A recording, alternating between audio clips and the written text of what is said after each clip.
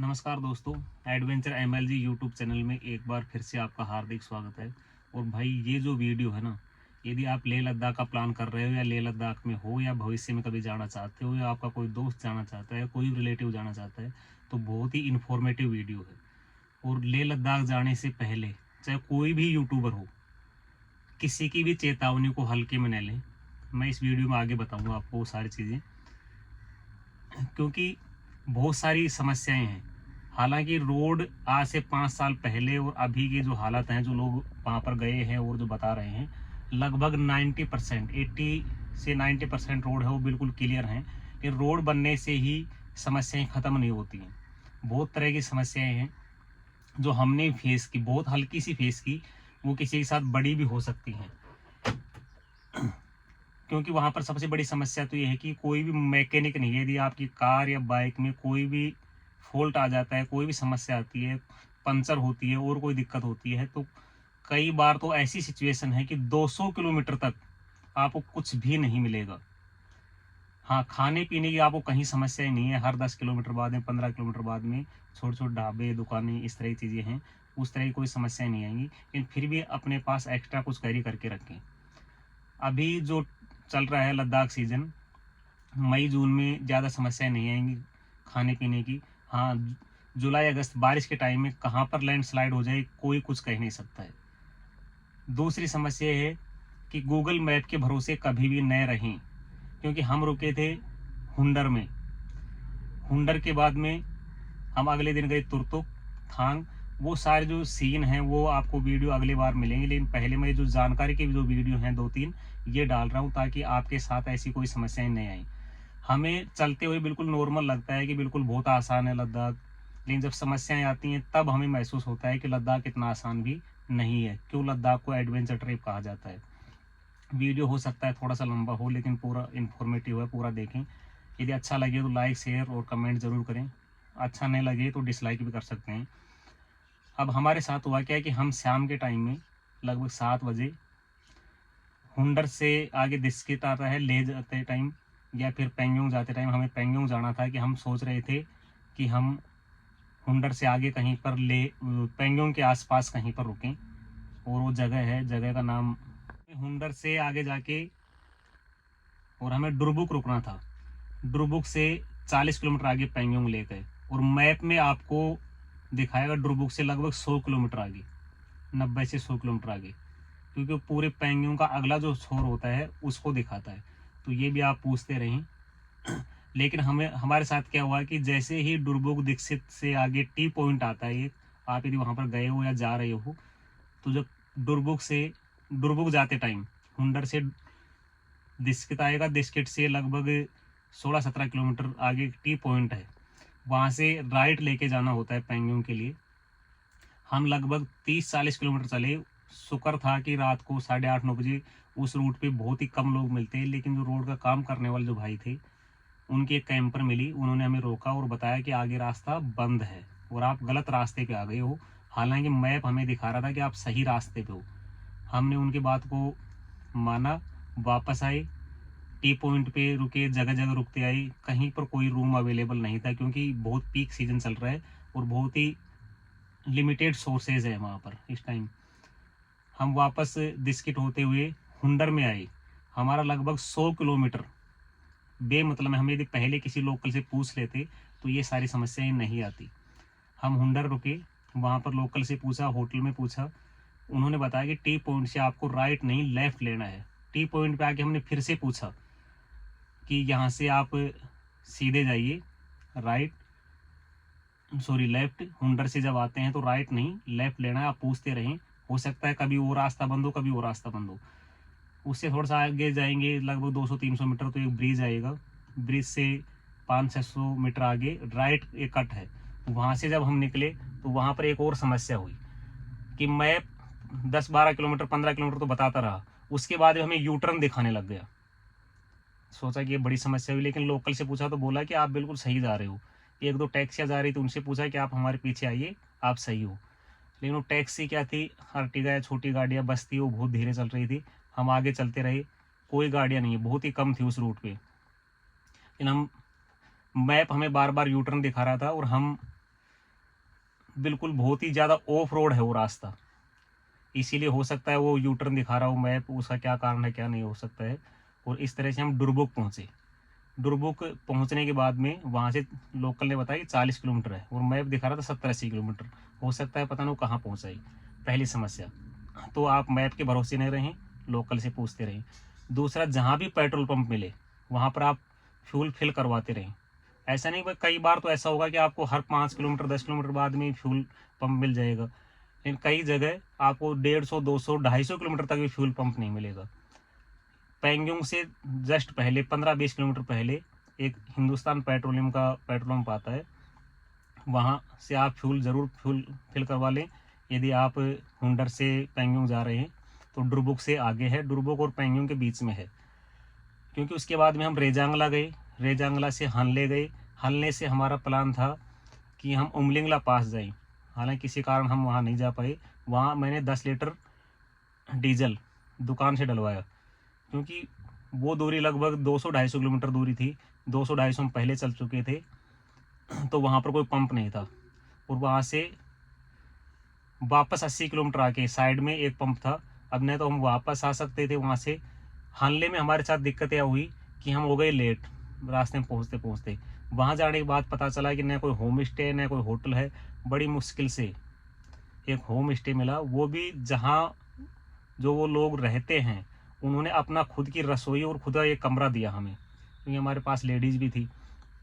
तो इस तरह की जो दिक्कतें होती है उनको सामना आपको न करना पड़े, इसलिए किसी भी यूट्यूबर की कोई भी चेतावनी आप नेगलेक्ट न करें। आपको बहुत आसान लगेगा, लेकिन ऑक्सीजन की बहुत ज़्यादा कमी है, गाड़ियों में बहुत सारी समस्याएं आती हैं। अपनी गाड़ी ने भी एक जगह चेक लाइट दिखाई। मैंने कोटपुतली में भाई मनोज सैनी को फ़ोन किया कि भाई ये दिक्कत आ रही है। बोला कोई दिक्कत में और कोई दिक्कत नहीं आ रही है, पर ये चेक लाइट आ रही है। उन्होंने बताया कि गाड़ी को स्टार्ट कीजिए, फुल एक्सीलेट कीजिए, और उसके बाद में बार बार उसको ऑन ऑफ कीजिए। वो मैं आपको किसी अगले वीडियो में प्रोसेस बताऊंगा। हालांकि वो चेक लाइट चली गई, सुबह उठकर चलते ही वो चेक लाइट फिर से आ गई। और कुछ देर के लिए हुआ कि एक्सीलेटर नहीं ले रही थी गाड़ी। मैंने उसको रोका, वापस स्टार्ट किया, चला, तो गाड़ी में तो कोई प्रॉब्लम नहीं थी, लेकिन ये को चेक लाइट का सिंबल है वो जा नहीं रहा था। आगे आए तो हम जो टी पॉइंट है, उस टी पॉइंट पे एक मैकेनिक मिले, शाम के टाइम की बात है। तो उनके पास गया तो उन्होंने बताया कि मैं 3 साल से यहाँ पर मैकेनिक का काम कर रहा हूँ, और ऐसी प्रॉब्लम 3000 गाड़ियों में आ चुकी है। मैं क्लिप डाल रहा हूँ आगे, उसमें देखिए क्यों आती है वो भी उन्होंने बताया। हालांकि वो चेक लाइट फिर उसके 2-3 घंटे बाद में चली गई, क्योंकि सेंसर बेस्ड गाड़ियाँ हैं। तो है तो ये भी एक तरह के मैकेनिकल प्रॉब्लम है। गाड़ी में कोई प्रॉब्लम नहीं थी हालांकि, पर वो सेंसर है वो सेंस करना ही भूल गए थे। वो सारी मैं क्लिप डाल रहा हूँ, उस क्लिप पे आप देख लीजिए क्या प्रॉब्लम है।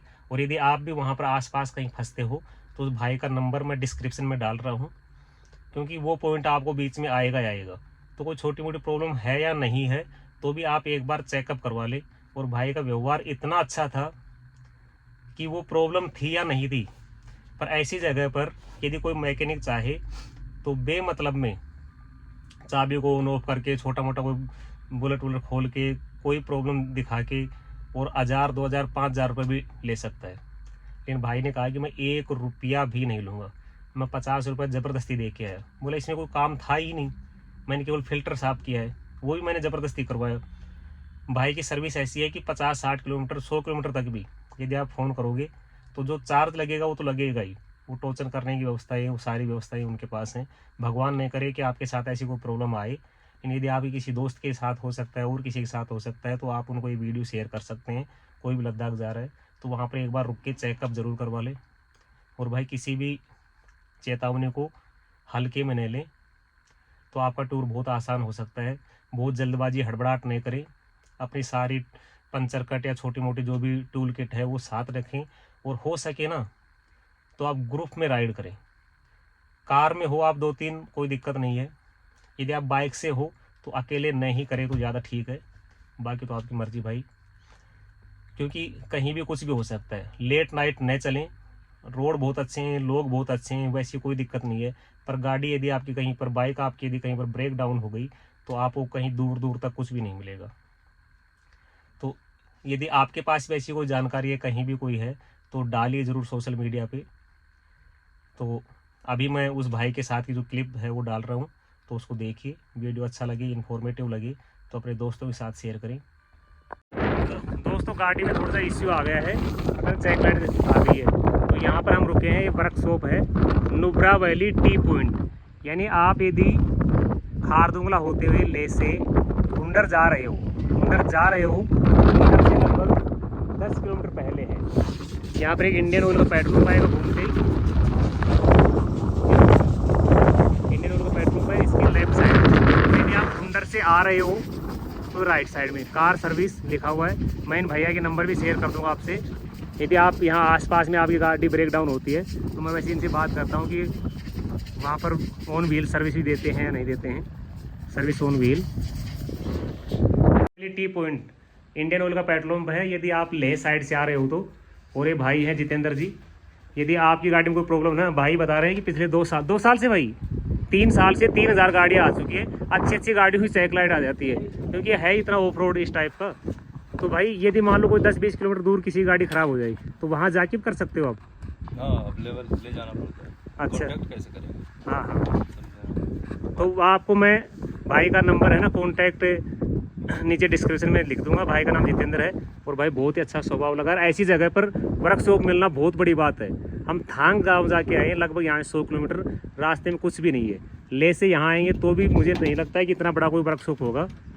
तो यदि आप यहाँ पर आ रहे हो और कोई छोटी मोटी प्रॉब्लम है ना, तो एक बार चेक ज़रूर करवा के ले जाए अपनी गाड़ी। ये चेक लाइट आने का कारण क्या है? बहुत सारी गाड़ियों में आता है, दोबारा बताना एक बार। क्योंकि रोड है एडवेंचर, इसकी अच्छा। वजह से क्या होता है कि गाड़ी को कितना लोड पड़ना चाहिए ये किसी को पता नहीं है। हाँ, गाड़ी सब कुछ सेंसर ही चलाना कंफ्यूज हो जाता है एक तरह से। क्योंकि कब गियर चेंज करना है, कब एक्सीलेटर देना है, कब वहाँ चढ़ाए आ जाएगा, कितने फीट, ये कोई नहीं जानता। बिल्कुल, फिर बार गियर चेंज करना, बार एक्सीलेटर कम ज्यादा करना, तो वो सेंसर है ना, इसके वजह से सेंसर इग्निट नहीं कर पाता। हाँ, इसलिए वो कभी एडजस्ट को ज्यादा करने की वजह से वो चेक दिखा देता है। अच्छा। तो भाई यदि आप यहाँ पर आ रहे हो तो इस चीज़ का ध्यान रखिए। बहुत अच्छी बात बताई भाई ने कि यदि आप बहुत ज़्यादा मोड़ है, चढ़ाई बहुत ज़्यादा है, और चाहे चढ़ाई है या नहीं, नॉर्मल रोड है, तो भी आप है ना इतनी स्पीड मेंटेन करके रखिए। क्योंकि ज़्यादा से ज़्यादा कितना फर्क पड़ेगा, आप 1 घंटे पहले पहुँच जाओगे अपने पॉइंट पे। इससे अच्छा है कि 1 घंटे लेट पहुँचो और इन ऐसी समस्याओं से बचो। क्योंकि यहाँ तो भाई का वर्कशॉप हमें मिल गया, यदि इससे 50 किलोमीटर आगे होती तो बहुत मुश्किल हो जाता। भाई बहुत अच्छी जानकारी मिली है, रुकने का है ना फ़ायदा हो गया। ये गाड़ी जो भी भगवान करता है अच्छा करता है कि इस बहाने हमें एक जानकारी मिली कि मोड़ की वजह से ये सारी प्रॉब्लम है। तो दोस्तों ये रास्ता आ रहा है लेह से और इधर जा रहा है, इधर देखो बिस्किट प्रतापपुर ठोस, क्या नाम है इसका, नाम उच्चारण सही नहीं हो रहा है। बिस्किट की तरफ जा रहा है, हुंडर, थांग, इधर एक खलसर, नॉर्थ कुल्लू, केटोप और ले इधर है शायद। हाँ इधर इस साइड में ये ले हो गया। और इधर तीरथ 5 किलोमीटर, सुमर फनामिक 35 किलोमीटर है। उस भाई की दुकान है, ये पेट्रोल पंप है। यहाँ से लेफ्ट लोगे आप ले से आते टाइम, तो ये देखो सामने बोर्ड, तो भाई का नंबर आपको डाल दूँगा डिस्क्रिप्शन। तो दोस्तों आपने पूरा वीडियो देखा, यदि आपको अच्छा लगा है तो उसके लिए बहुत धन्यवाद और सपोर्ट कीजिए। तो आज के लिए केवल इतना ही, मिलते हैं अगले वीडियो में, तब तक के लिए दीजिए इजाज़त। जय हिंद, वंदे मातरम।